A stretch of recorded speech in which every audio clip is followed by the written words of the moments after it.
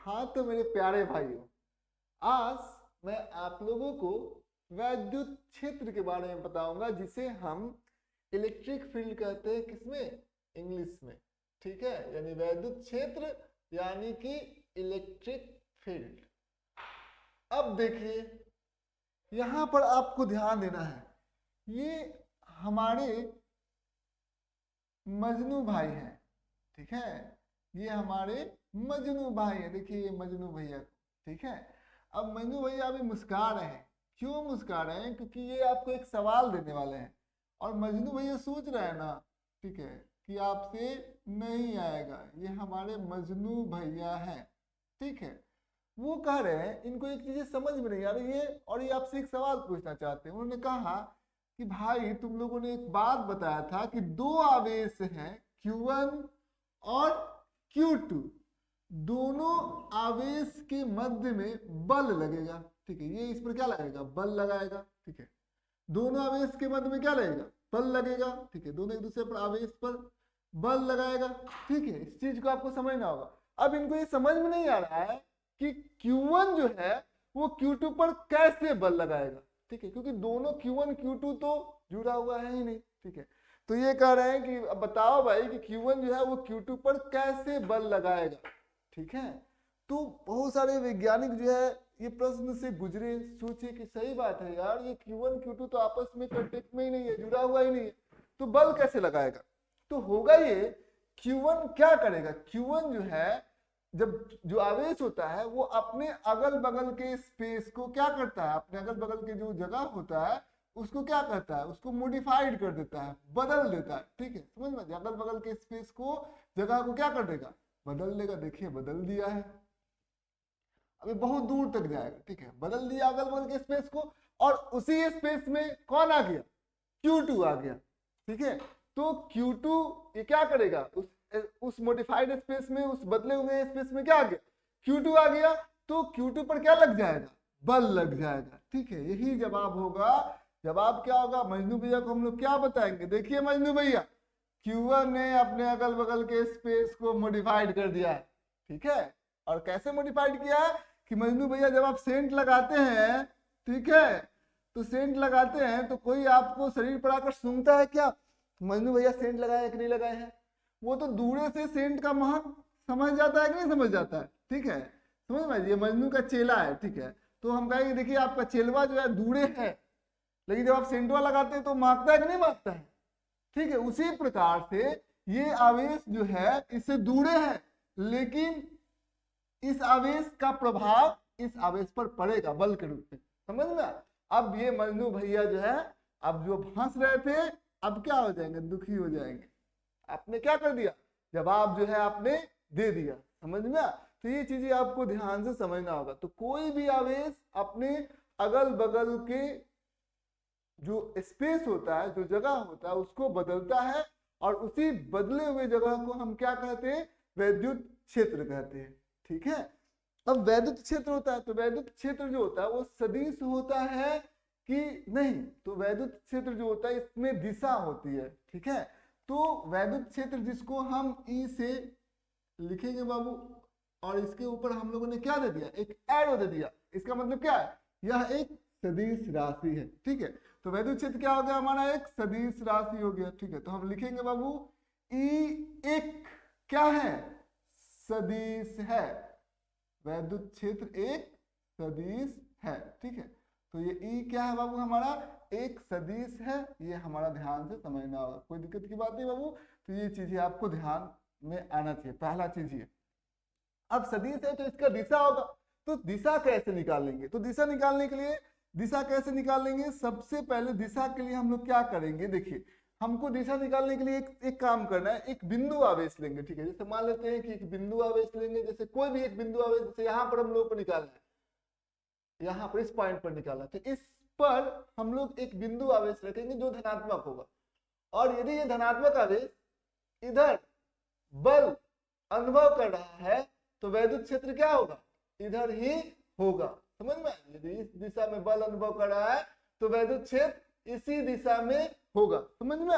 अब देखिए, मान लेते हैं कि यहाँ पर हम लोग, एक क्वेश्चन है, ध्यान दीजिएगा, यहाँ पर धनात्मक आवेश है, यहाँ पर ऋणात्मक आवेश है। ठीक है, अब हम लोगों को समझना होगा कि यदि कोई बीच में एक बिंदु हम लोग ले लेते हैं तो इस बीच बिंदु पर वैद्युत क्षेत्र की दिशा किधर होगी।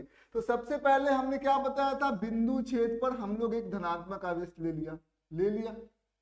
अब यह क्या है, यह प्लेट के ऊपर धनात्मक आवेश है, तो ये क्या करेगा, इसको प्रतिकर्षण करेगा। तो प्रतिकर्षण बल लगाएगा कैसे, अपने से दूर ढकेलेगा। ठीक है, ये क्या है, ऋणात्मक आवेश है, ये क्या करेगा, अपने तरफ खींचेगा। ध्यान दीजिएगा, ये अपने तरफ इसको खींच लिया। अब समझिए इस बात को, जो परिणामी बल होगा, ठीक है, वो परिणामी बल किस दिशा में होगा, इसी दिशा में होगा। ठीक है, समझ में आ गई, इसी दिशा में होगा परिणामी बल। ठीक है, तो इसी दिशा में क्या हो गया, हमारा वैद्युत क्षेत्र होगा किस बिंदु पर, ए बिंदु पर। तो ये तरीका होता है। तो क्या तरीका होता है, सबसे पहले हम लोग क्या करते हैं, ठीक है, एक किसी भी जिस बिंदु पर हमें वैद्युत क्षेत्र की दिशा निकालना है, ठीक है, जिस क्या नियम होता है बाबू, जिस क्या लिखेंगे, जिस बिंदु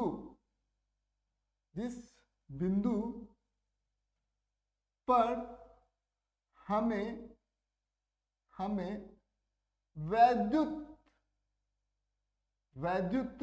वैद्युत क्षेत्र की दिशा प्राप्त करनी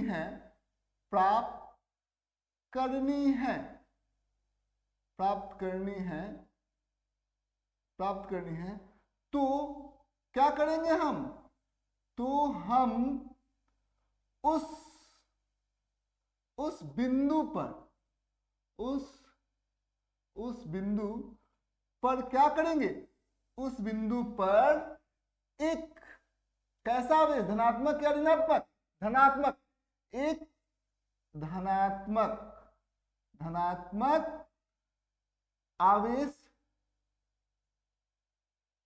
आवेश को रखेंगे। समझ में, धनात्मक आवेश को क्या करेंगे हम लोग, रखेंगे, उसी धनात्मक आवेश को रखेंगे और धनात्मक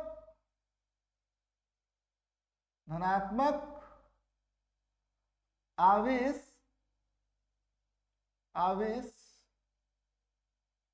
जिस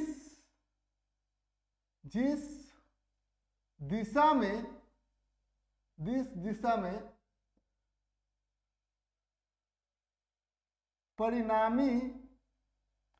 परिणामी बल को अनुभव करेगा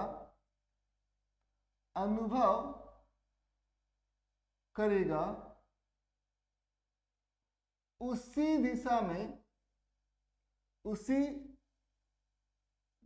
में क्या होगा, परिणामी बल की दिशा में वैद्युत क्षेत्र होगा। ठीक है, वैद्युत क्षेत्र होगा। समझ में, ये चीजें आपको ध्यान से समझना होगा। कोई प्रॉब्लम है तो बोलना है, उसी दिशा में वैद्युत क्षेत्र हो जाएगा। समझ में, तो ये आपको समझना होगा, कोई दिक्कत की बात नहीं बाबू। अब जो हम लोग आगे बढ़ जाते हैं, आगे आपको बारे में आपको बताने जा रहे हैं। तीसरा जो बिंदु आपको समझना है, ठीक है, यदि आप धनात्मक आवेश लेंगे, जैसे हमने एक धनात्मक आवेश लिया है, ठीक है, तो धनात्मक आवेश से वैद्युत क्षेत्र की दिशा कैसी होगी, बाहर की तरफ। ठीक है, समझ में आ गई, बाहर की तरफ क्यों होगी, क्या ये पता है क्यों बाहर की तरफ होती है, क्यों, क्योंकि यहाँ पर ये मान लेते इस बिंदु पर हमें निकालना है, तो ये धनात्मक आवेश क्या करेगा, यहाँ पर एक, तो इस बिंदु पर वैद्युत क्षेत्र की दिशा निकालनी है, तो सबसे पहले हम लोग यहाँ पर क्या रखेंगे, एक धनात्मक आवेश रख देंगे, रख दिया। अब ये क्या करेगा, ये भी धनात्मक आवेश है, दोनों एक दूसरे को प्रतिकर्षित करेगा, इस दिशा में परिणामी बल होगा और इसी दिशा में वैद्युत क्षेत्र हो जाएगा। यहाँ पर एक धनात्मक आवेश रख दिया, इसने इस धनात्मक आवेश को क्या किया, रिपेल किया, मतलब प्रतिकर्षण किया, तो इसी दिशा में क्या हो जाएगा, ई हो जाएगा। समझ में, तो ये चीजें आपको ध्यान समझना होगा। ऋणात्मक आवेश के बारे में आपको बताने जा रहे हैं। यहाँ पर एक ऋणात्मक आवेश हमारे पास है, क्या करेंगे हम लोग, यहाँ पर क्या इस बिंदु पर निकालना, तो सबसे पहले एक धनात्मक आवेश ले लिया, अब इस ऋणात्मक आवेश ने क्या किया, अपने तरफ इसको खींचा, ठीक है, अपने तरफ इसको खींचा, और जिसकी वजह से क्या होगा, वैद्युत क्षेत्र की दिशा क्या होगा, अंदर की तरफ हो जाएगा, रेडियली इनवर्ड हो जाएगा, समझ में। तो धनात्मक आवेश के कारण वैद्युत क्षेत्र की दिशा ऐसी होगी, ऋणात्मक आवेश के कारण वैद्युत क्षेत्र की दिशा ऐसी होगी, ठीक है। ये दो दिशा है वैद्युत क्षेत्र की, कोई दिक्कत की बात नहीं है। आगे हम लोग बढ़ते हैं, ठीक है, समझिए इस बात को, आगे हम लोग बढ़ते हैं। फिर हम लोग ये जानेंगे, देखिए ये जानेंगे हम लोग कि आखिर एक रिश्ता होता है, एक रिलेशन होता है, ठीक है। यदि मान लेते हैं कि यह एक बिंदु है, ठीक है, यह एक बिंदु है, ए बिंदु है, ठीक है। ए बिंदु पर आप इसको समझना होगा, ए बिंदु पर एक आवेश रख देते हैं Q, ठीक है, ए बिंदु पर एक आवेश रख देते हैं Q, यहां पर हमारा वैद्युत क्षेत्र कितना है, E है, ठीक है। तो बल लगेगा, ठीक है, बल लगेगा क्योंकि धनात्मक आवेश है, तो धनात्मक आवेश यदि होगा तो जिस दिशा में वैद्युत क्षेत्र होगा उसी दिशा में क्या होगा, क्योंकि आप यहां पर हम लोग क्या कर रहे थे, हम लोग एक्चुअल में क्या कर रहे थे, यहां पर एक धनात्मक आवेश ही ना रख रहे थे बाबू। धनात्मक आवेश की वजह से जब धनात्मक आवेश रखेंगे तो जो वैद्युत क्षेत्र, ठीक है, और बल की दिशा जो है वो समान होगी। तो यहाँ पर धनात्मक आवेश है, हम लोगों को वैद्युत क्षेत्र की दिशा दिया हुआ है इस दिशा में, तो उसी दिशा में क्या होगा, बल भी होगा, कोई दिक्कत की बात नहीं है। अब क्या होगा, दोनों में एक रिश्ता होता है, क्या रिश्ता होता है जरा देखो बाबू, प्यारा सा मीठा सा एक रिश्ता हम देखते हैं, ठीक है। नन्ही सी मुन्नी सी प्यारी सी आया है एक बल, क्यों आया बाबू, क्योंकि हमारा पास क्या है, आवेश है, ठीक है, आवेश है प्लस Q, ठीक है, और फिर वैद्युत क्षेत्र कितना है, E, ठीक है। तो दोनों का यदि ए बिंदु पर Q आवेश है और वैद्युत क्षेत्र E है, दोनों का यदि गुना कर देंगे तो हमें ए बिंदु पर आवेश पर बल निकल जाएगा, कोई दिक्कत की बात नहीं है। अब एक बात बताइए, सदिश राशि हमको पता चल गया है, अब यहाँ पर E बराबर कितना हो जाएगा, E बराबर हम लोग लिख सकते हैं, क्या लिख देंगे, F बटा Q, ठीक है, F बटा Q, ठीक है। तो E बराबर F बटा Q, तो क्या होगा, यूनिट, E का यूनिट क्या होगा, यूनिट ऑफ E कितना हो जाएगा, E का इकाई कितना हो जाएगा, ध्यान दीजिएगा, क्या लिख देंगे, ये बल है न्यूटन, और नीचे क्या है, चार्ज आवेश कूलम, न्यूटन बाई कूलम। इसको डायमेंशन फॉर्मूला में लिखेंगे बाबू, यानी कि विमीय समीकरण लिखेंगे। विमीय समीकरण किसका, विमीय समीकरण, ठीक है। तो विमीय समीकरण देखिए बाबू, विमीय यदि हम लोग इसका विमीय समीकरण लिखेंगे, चाहे विमीय समीकरण हम लोग लिख देते हैं, समीकरण, ठीक है। तो विमीय समीकरण की बात करें बाबू तो कितना होगा, डायमेंशनल फॉर्मूला, विमीय सूत्र भी लिख सकते हैं, ठीक है। तो विमीय सूत्र लिख देते हैं हम लोग, तो विमीय सूत्र कितना होगा, समझिए इस बात को, विमीय सूत्र, तो सूत्र हम लोग लिख देते हैं बाबू, विमीय सूत्र को हम लोग समझते हैं, कैसे हम लोग लिखेंगे डायमेंशनल फॉर्मूला, ध्यान दीजिएगा कैसे हम लोग, ये बल है तो बल का डायमेंशन फॉर्मूला क्या होता है, एम एल टी का घात -2, और कुलम है तो कुलम हम लोग जानते हैं, हम लोग 10वें में पढ़े हैं बाबू, 10वें में हम लोगों ने क्या पढ़ा था, I इज इक्वल टू कितना होता है, Q बाई टी, तो Q बराबर कितना होगा, I इंटू टी, तो Q का डायमेंशन फॉर्मूला क्या हो जाएगा, I का हो जाता है A और T का AT हो जाएगा बाबू, ध्यान दीजिए, ठीक है। तो यहाँ पर लिख देंगे हम लोग AT, समझ में आया, इस चीज को आपको ध्यान से समझना होगा। तो हम लोग इसको कैसे निकालेंगे, सबसे पहले हम लोग कैसे निकालेंगे बाबू, एम एल टी का घात -2, ये टी का घात क्या है, 1 है, तो टी का घात कितना हो जाएगा, -1 हो जाएगा, ए का घात कितना हो जाएगा, ये 1 है, तो ऊपर जाएगा तो ए का घात क्या हो जाएगा, -1 हो जाएगा, ठीक है। अब यहाँ पर आप समझिए इस बात को, कितना हो जाएगा, एम एल टी का घात -2 और -1 मिलकर कितना होगा, -3, ठीक है, क्योंकि ये क्या है, दोनों का आधार समान है, तो जो घात होंगे वो जुड़ जाएंगे, और एक का घात कितना हो जाएगा, -1 हो जाएगा, ठीक है। तो यही क्या हो गया, विमीय सूत्र हो जाएगा, किसका विमीय सूत्र हो जाएगा, ई का विमीय सूत्र, किसका, ई का, ठीक है, समझ में। तो ये चीजें आपको ध्यान से समझना होगा, बड़ी आराम से हम लोग चीजों को कर सकते हैं। नेक्स्ट हम लोग इसको समझ में आ गया, ठीक है। अब एक होता है, ये तो हम लोग का विमीय सूत्र आ गया। आगे हम लोग जैसे कि आप लोगों को फॉर्मूला होता है, ध्यान दीजिएगा, फॉर्मूला हम लोग जो समझते हैं पहले मिटाएंगे यार, ठीक है, आराम से मिटाना है। देखिए बताएंगे बाबू साफ मिटा रहे हैं कि नहीं, ध्यान देखना है यार। ऐसे भी हम मिटाने में बहुत कंजूस आदमी है, ठीक है, बेचारे बैठे हुए वही मिटाते हैं, ठीक है। तो इसीलिए लोग हमको मिटाना, वैसे ही आधा आधा मतलब मिटा दिए, काम खत्म, जल्दी से काम खत्म हो जाना चाहिए, ठीक है। बेचारा ये है कि थोड़ा साफ सफाई करते रहते, क्या जी। चलिए आगे बढ़ते हम लोग।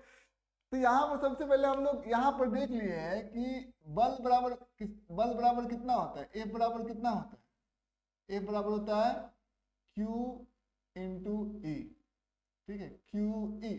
समझिए इस बात को, यही बल का सूत्र होता है। तो कैसे हम लोग बल का सूत्र निकालेंगे, वो सबसे पहले बल का सूत्र हम लोग निकालते हैं। बल हमारे पास दिया हुआ है, देखिए यहाँ पर दो आवेश हैं, Q नॉट, ठीक है, और Q, ठीक है, समझ में आया? Q नॉट ने क्या किया, एक वैद्युत क्षेत्र, अपना वैद्युत क्षेत्र फैलाया चारों तरफ से, ठीक है, अपना वैद्युत क्षेत्र क्या किया, Q नॉट ने अपना वैद्युत क्षेत्र फैला दिया।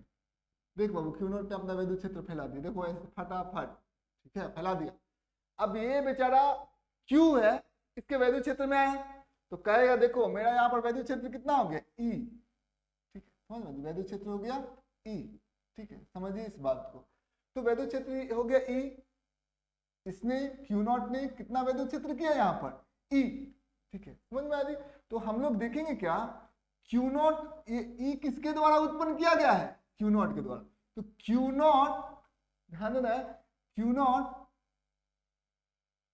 के द्वारा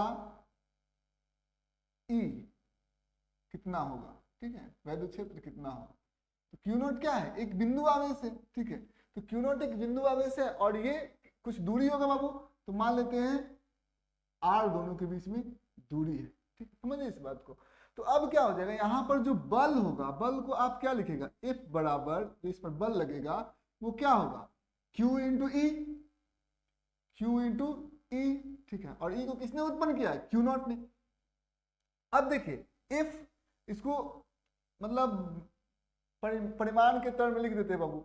अब यहाँ पर F दोनों के बीच में बल कितना लगेगा, F तो हम निकाल सकते हैं बाबू, F का एक सूत्र होता है, किसने दिया था, कुलम ने दिया हुआ था बाबू, भूलिए मत। तो क्या हो जाएगा, K Q not into Q, Q not into Q बट्टा कितना हो जाएगा, दूरी का वर्ग, समझ में, ये चीजें हैं। तो F के बदले हम लोगों ने लिख दिया है, यहां पर क्या लिखेंगे, Q इंटू ई, समझ में, Q इधर जैसे था वैसे हम लोगों ने लिख दिया, Q इधर भी है, Q इधर भी है, कट गया, तो हम लोग क्या लिख देंगे, E बराबर कितना हो जाएगा, K Q not by R square, ठीक है। तो ये देखिए किस बिंदु, इस बिंदु आवेश ने क्या उत्पन्न किया था, E वैद्युत क्षेत्र को उत्पन्न किया था। तो K इंटू जो आवेश ने वैद्युत क्षेत्र उत्पन्न किया था वो आवेश बटा दोनों आवेश के मध्य जो दूरी होगा उसका हम लोग वर्ग कर देंगे, ठीक है। अच्छा हम लोग मतलब ये तो हो गया वो, और यहाँ पर हम लोग ने ऐसा क्यों लिखा था, F बराबर कितना होता है, K Q into Q not बटा R स्क्वायर होता है, ठीक है। तो इसको हम लोगों ने समझने के लिए हमने आपको सिर्फ और सिर्फ बताया कि Q नॉट के द्वारा जो वैद्युत क्षेत्र यहाँ पर उत्पन्न किया जाएगा वो कितना उत्पन्न किया जाएगा, तो K Q not by R square, इसको K का मान क्या होता है, 1/4 पाई एप्सिलॉन नॉट, ठीक है, Q नॉट बटा R स्क्वायर, ठीक है, समझिए इस चीज को आप लोग समझ गए होंगे। अब कुछ प्रश्नों पर हम लोग चलते हैं, ठीक है, कुछ प्रश्नों पर हम लोग चलते हैं, कुछ प्रश्न पहले हम लोग बना लेते हैं, ठीक है, ध्यान देना है बाबू, खूब अच्छे से पढ़ना है, ठीक है।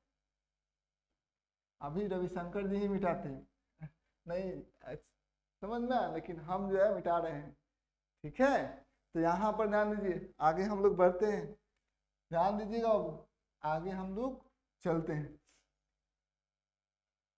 अब हम लोग ने ये देख लिया, देखिए यहाँ पर यदि कोई बोलेगा यहाँ पर ए बिंदु पर वैद्युत क्षेत्र, सवाल बोले थे ए बिंदु पर वैद्युत क्षेत्र 10 न्यूटन बाई कूलम है, ठीक है, कोई दिक्कत की बात नहीं बाबू। ए क्या है, यहाँ पर ए बिंदु पर आवेश कितना है, और ए बिंदु पर आवेश 10 कूलम का है, तो इस आवेश पर कितना बल लगेगा, ये हमारा प्रश्न है।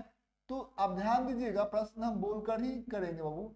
तो आवेश पर कितना बल लगेगा, क्या होता है बल का सूत्र, क्योंकि हमारे पास क्या दिया हुआ है, Q दिया हुआ है, हमारे पास E दिया हुआ है, ठीक है। तो हम लोग क्या कर सकते हैं, बल निकाल सकते हैं। बल बराबर क्या हो जाता है, Q गुने E। तो Q कितना है यहाँ पर, Q गुने E, ठीक है, बस सिंपल है। तो Q कितना है 10 कूलम, और E कितना है 10, और बल का इकाई क्या हो जाता है, न्यूटन हो जाता है। तो यहाँ पर कितना हो जाएगा, 100 न्यूटन के बराबर हो जाएगा। कोई दिक्कत की बात नहीं बाबू, ठीक है। यदि मान लेते हैं यहाँ पर एक क्वेश्चन, दूसरा क्वेश्चन है, एक बिंदु आवेश है, ठीक है, एक बिंदु आवेश है जो यहाँ पर रखा गया, एक बिंदु आवेश है Q0, तो वो कितना बल लगाएगा, एक बिंदु आवेश Q0 जो है अपने ऊपर कितना बल लगाएगा। तो ये Q0 क्या लिखेंगे बाबू, अपने ऊपर कितना बल लगाएगा, शॉर्ट में लिख दें, कितना बल लगाएगा, कैसे हम लोग बनाएंगे, कितना बल लगाएगा। सबसे पहले बल का सूत्र क्या होता है बाबू, ए बराबर क्या हो जाएगा, Q0 इंटू E, ठीक है, क्योंकि Q0 आवेश है, आवेश के साथ क्या होना चाहिए, यहाँ पर वैद्युत क्षेत्र भी होना चाहिए किसी दूसरे आवेश का, इसका खुद का नहीं, किसी दूसरे आवेश का। तो वो E तो क्या है, मिसिंग है, E कितना है, 0 है, तो बल बराबर कितना हो जाएगा, 0 न्यूटन के बराबर हो जाएगा, ठीक है। इस चीज को समझिए, कितना बल लगाएगा, 0 न्यूटन के बराबर वो क्या लगाएगा, बल लगाएगा, ठीक है। आगे बढ़ते बेटा, आगे बढ़ जाते हैं, ठीक है। आगे आपके सामने यदि मान लेते हैं कि यहाँ पर यदि वैद्युत क्षेत्र ऐसे है, E ऐसे है, ठीक है, E ऐसे है, ठीक है। यदि हम लोग धनात्मक आवेश ले लेते हैं, तो ये तो हमको पूरा तरीके से पता है, धनात्मक आवेश ले लेंगे हम लोग, तो जिधर वैद्युत क्षेत्र होगा उधर ही वैद्युत बल भी होगा, ठीक है। लेकिन यदि हम लोग ऋणात्मक आवेश ले लेंगे, ऋणात्मक आवेश, वैद्युत क्षेत्र आगे है, और यदि हम लोग ऋणात्मक आवेश ले लेंगे तो क्या होगा, जिधर वैद्युत क्षेत्र होगा उसके विपरीत दिशा में क्या होगा, वैद्युत बल लगेगा। समझ में आया, ये चीजें आपको ध्यान से समझना होगा। वैद्युत क्षेत्र आगे है तो वैद्युत बल पीछे लग गया है। समझ में आ रहा है बाबू, हम लोग हमने जो चीजें आपको बताई समझाई, ठीक है। अब देखिए, अब हम कुछ प्रश्न जो है आपसे, मतलब और कुछ प्रश्न हम लोग देखते हैं, ठीक है। जैसे मान लेते हैं कि यहाँ पर 2 आवेश हैं, ये एक ही आवेश लेते हैं बाबू। जैसे मान लेते हैं कि यहाँ पर एक 10 कूलम का आवेश है, 10 कूलम का आवेश है, बिंदु आवेश है, ठीक है, आवेश है, ठीक है, 10 कूलम का बिंदु आवेश है। तो 1 मीटर की दूरी पर, 1 मीटर की दूरी पर कितना वैद्युत क्षेत्र होगा, कितना E होगा। हम लोग वैद्युत क्षेत्र को E से लिख देते हो, कितना वैद्युत क्षेत्र होगा। कैसे बनाएंगे हम लोग, ध्यान दीजिएगा। यहाँ पर 1 मीटर का दूरी हम लोगों ने ले लिया, देखिए यहाँ पर 1 मीटर, यहाँ पर कितना है 10 कूलम का आवेश है, 10 कूलम का आवेश लिख दिया। 1 मीटर की हमने क्या किया, दूरी ले लिया, ठीक है। तो क्या सूत्र होता है वैद्युत क्षेत्र का, बिंदु आवेश के कारण क्या होता है, पता है ना बाबू, के क्यू बाई आर स्क्वायर। तो हम लोगों को क्या दिया हुआ है, हम लोग पता है E बराबर कितना होता है, हमें पता है E बराबर कितना है, के क्यू बाई आर स्क्वायर, ठीक है। हमें क्या दिया है, के का मान हमको मालूम है 9 गुने 10 का घात 9 newton metre square by coulomb square. के का मान पता है बाबू, यहाँ पर कितने, कौन सा आवेश है, आवेश का परिमाण कितना है 10 कूलम, ठीक है। तो 10 कूलम के कारण है, तो यहाँ पर Q बराबर कितना लिख देंगे, 10 कूलम लिख दिया, ठीक है। और R दूरी बराबर कितना लिख देंगे, 1 मीटर, ठीक है। सब कुछ दिया हुआ है, तो यहाँ पर E कैसे निकलेगा, K 9 गुने 10 का घात 9, Q 10 बटा आर स्क्वायर 1 का स्क्वायर, ठीक है। तो ये हम लोगों को इसका इकाई क्या होता है, न्यूटन बाई कूलम। तो कितना हो जाएगा, ई बराबर हो जाएगा 9 गुने 10 का घात 10 न्यूटन बाई कूलम, ठीक है। ये चीजें आपको ध्यान से समझना होगा, इसको समझ गए बाबू, ये चीजें आपको ध्यान से समझना होगा। अच्छा, एक बिंदु आवेश होगा तो हम लोग तो वैद्युत क्षेत्र निकाल लेंगे, लेकिन आपने सोचा है यार, यदि बहुत सारे बिंदु आवेश होंगे तो क्या करेंगे, एक से ज्यादा बिंदु आवेश होंगे तो क्या करेंगे यार, ठीक है। समझ में, जैसे एक से ज्यादा आवेश होते थे, याद करिए, तो अध्यारोपण के सिद्धांत के तहत हम लोग परिणामी बल निकालते थे। लेकिन यदि एक से ज्यादा यदि आवेश हो जाएंगे, मान लेते यहाँ पर बहुत सारे आवेश हो जाएंगे, यहाँ पर ध्यान दीजिएगा Q1 Q2, ठीक है, Q3, ठीक है, समझ में। और इस बिंदु पर हम लोगों को क्या निकालना है, ए बिंदु पर निकालना है वैद्युत क्षेत्र, ठीक है। तो Q1 भी क्या करेगा, अपना वैद्युत क्षेत्र उत्पन्न करेगा, और यहाँ पर एक Q0 आवेश हमने ले लिया, ठीक है। तो एक वैद्युत क्षेत्र ये उत्पन्न करेगा, ठीक है, एक ऋणात्मक आवेश लेते हैं, तो यहाँ पर एक वैद्युत क्षेत्र उत्पन्न करेगा, तो ये क्या करेगा, Q1 इसको क्या करेगा, प्रतिकर्षण करेगा, मतलब वैद्युत क्षेत्र की दिशा ऐसी हो जाएगी।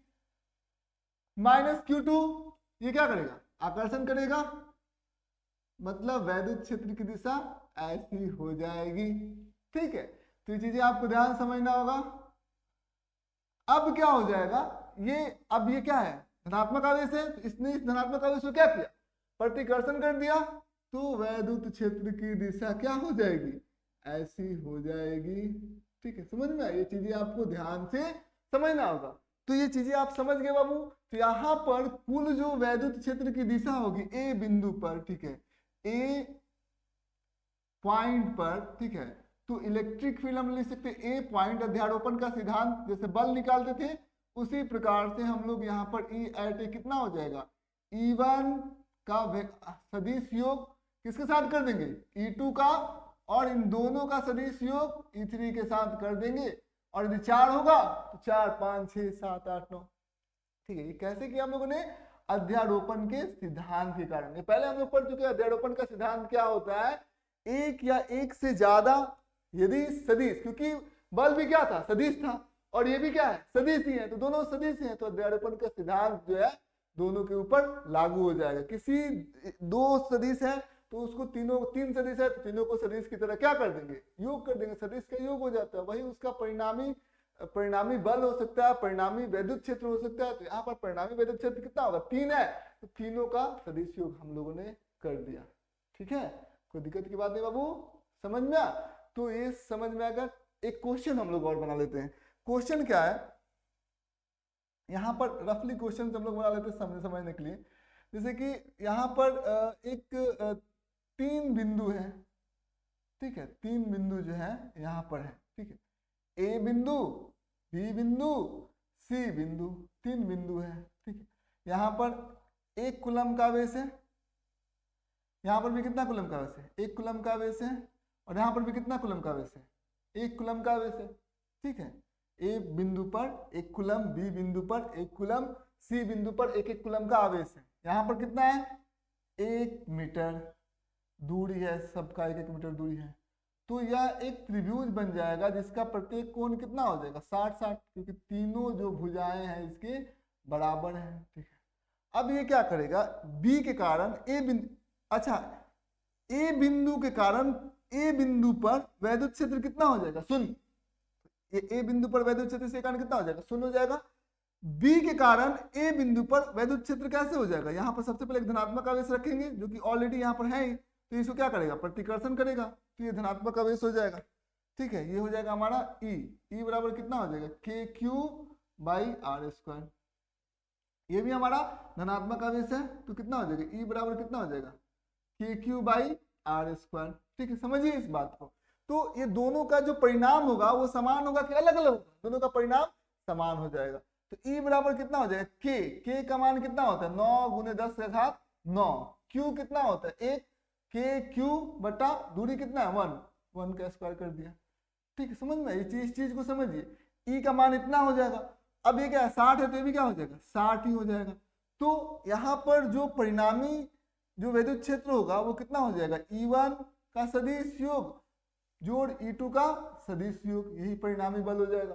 तो ई नेट यदि हम निकालने की कोशिश करेंगे बाबू तो कितना हो जाएगा, रूट के अंदर क्या करेंगे, पहले सदिश के परिणाम का वर्ग कर देंगे, E1 का स्क्वायर, E1 का वर्ग, दूसरे सदिश का परिणाम का वर्ग कर देंगे, E2 का स्क्वायर, ठीक है, प्लस 2E1 पहले सदिश का परिणाम का परिमाण E1 गुने दूसरे सदिश का परिमाण E2, और दोनों के बीच में बनने वाला एंगल क्या हो जाएगा, cos थीटा।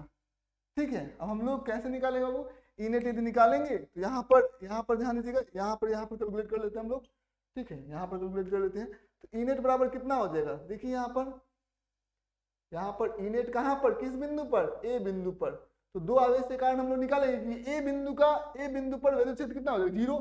तो बी और सी का निकाला, ई दोनों का परिणाम सेम है, लेकिन दिशा तो दोनों का अलग अलग है, एक रेड से है और एक ब्लैक से है, दोनों अलग अलग दिशा में।